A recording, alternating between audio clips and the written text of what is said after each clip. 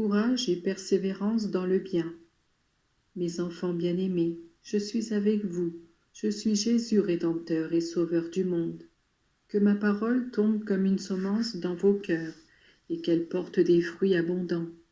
Qu'elle soit une richesse spirituelle qui ne supporte pas d'être enfermée, mais qui se répande et se communique aux autres. Je désire la diffusion de ces enseignements fondés sur l'Évangile, mais je désire en premier lieu que votre apostolat soit fait surtout d'exemples. Je veux vous faire réfléchir sur un fait narré dans l'Évangile. Une grande foule m'avait suivi jusque sur les rives du lac de Génézareth. Je montai dans la barque de Pierre, je le priai de s'éloigner un peu du rivage, et de là je me mis à parler aux gens. Dans ce tableau, vous pourriez voir préfigurer le siège de Pierre, d'où maintenant encore je parle par l'intermédiaire du souverain pontife.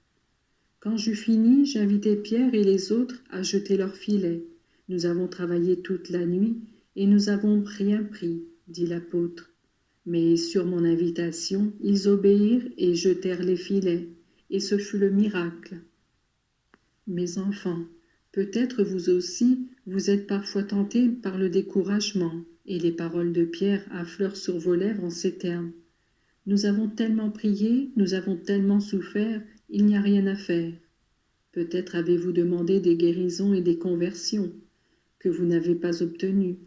Vous avez perdu la confiance et l'espérance, ou bien vous vous êtes, pour ainsi dire, lancé dans des œuvres de bien et d'apostolat. Vous avez réuni des personnes, vous avez invité à prier, vous avez parlé de ma maman et de moi, mais ensuite vous vous êtes senti gêné et souvent peut-être raillé. Alors vous avez pensé qu'il valait mieux renoncer à faire le bien, plutôt que de supporter ces humiliations.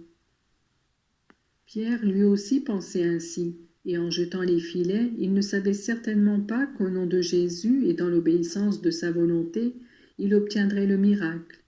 Quand en effet il retira les filets qu'il avait jetés avec promptitude, les poissons étaient si nombreux que la barque menaça de couler.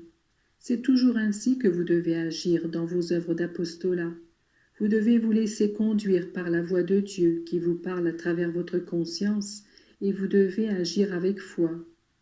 Ne vous ai-je pas dit que si vous avez la foi comme un grain de sénévé, vous pourrez déplacer les montagnes? Donc, pas de découragement, pas de peur, et que personne ne se retire parce qu'il s'estime incapable ou parce qu'il veut éviter les ennuis. Avec foi et avec amour tous unis, c'est encore et toujours une pêche miraculeuse qui doit se faire. Les œuvres de Dieu doivent être accomplies avec lui, sans craindre ce que les choses humaines peuvent interposer pour entraver la volonté d'affirmation de ses œuvres. Il faut du courage et de la persévérance, et enfin, écoutez-moi bien. Quand Pierre vit le filet rempli de poissons et que la barque se fut approchée du rivage, il se prosterna devant moi en disant « Éloigne-toi de moi, ô Seigneur, car je suis un pécheur. » Voilà l'attitude d'humilité et de reconnaissance qui doit animer vos cœurs quand, aidés par la grâce de Dieu, vous arrivez à faire du bien. Malheureusement, maintes fois, vos bonnes œuvres et vos succès sont abîmés par cet amour-propre qui vous en fait attribuer la bonne issue à votre propre mérite. Il y a des personnes qui osent dire qu'elles ont converti, sauvé, ramené les âmes au cœur de Dieu. Non, mes enfants, le mérite du bien que vous faites, c'est le Seigneur qui vous le donnera. À vous, il ne reste qu'à vous humilier et à le remercier, parce qu'il a voulu ou veut se servir de vous pour mener à terme sa pêche miraculeuse. Moi, je bénis tout désir de bien qui est suscité par moi et toute œuvre qui vise à répandre la vérité parmi les hommes. Mais je ne veux pas que disparaisse votre mérite à cause de votre orgueil.